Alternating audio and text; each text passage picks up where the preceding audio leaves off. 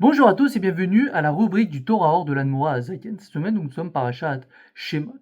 Cette semaine, l'Admora Azaken va ramener le moment de l'histoire où, juste avant de sortir d'Égypte, les Égyptiens vont donner tous leurs biens, tout l'or, leur argent aux Juifs avant de sortir. La question peut se poser pourquoi il fallait avoir cette étape? Pourquoi ils ne sont pas sortis directement?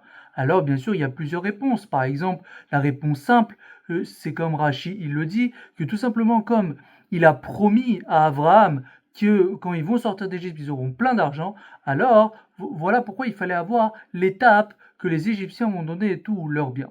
Mais l'Admorazaïen va expliquer encore plus spirituellement. Pour comprendre ça, il va ramener toute l'histoire de la création du monde, où Dieu au début avait créé un monde qui s'appelait le Olam HaTohu. C'était une lumière très forte qui est descendue dans le monde, mais comme on le sait, si Dieu y descend complètement en bas, ça va exploser. Et c'est ce qui s'est passé, ça a explosé, et donc ça a fait Shvirat HaKelim, ça s'appelle en hébreu, ça veut dire que toutes les lumières sont cassées, ils sont tombés dans notre fameux monde qui s'appelle le Olam Hatikun, le monde des réparations. Et donc, il faut savoir, de partout dans le monde, il y a ces lumières-là. Et donc, même les Égyptiens eux-mêmes, ils ont aussi ces lumières. Et donc, voilà pourquoi tout est... Et maintenant, même, on peut mieux comprendre c'est quoi l'histoire d'Égypte. Pourquoi il fallait tout ça? C'était pour transformer les Égyptiens, carrément même transformer Pharaon lui-même.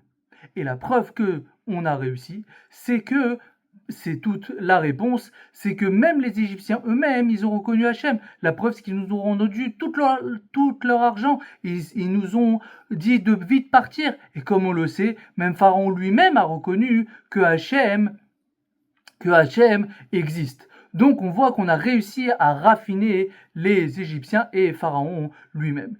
Le Noazaken, il ramène, c'est comme une écosse d'un fruit. Alors après, comme il explique, il y a des petits fruits et des gros fruits. Là, par exemple, c'est un gros fruit. C'est pour ça qu'il fallait avoir tellement les 10 plaies, beaucoup de choses, parce qu'il fallait casser Pharaon, il fallait casser les Égyptiens comme un gros fruit. Bien sûr, maintenant, qu'est-ce qu'il faut faire? Il faut réussir à remonter toutes ces lumières. Alors, comme il explique, il y a des petits fruits, il y a des gros fruits. Donc après, par exemple, quand on fait une bracha avec un aliment, alors ça va remonter cet or qui est dans cet aliment.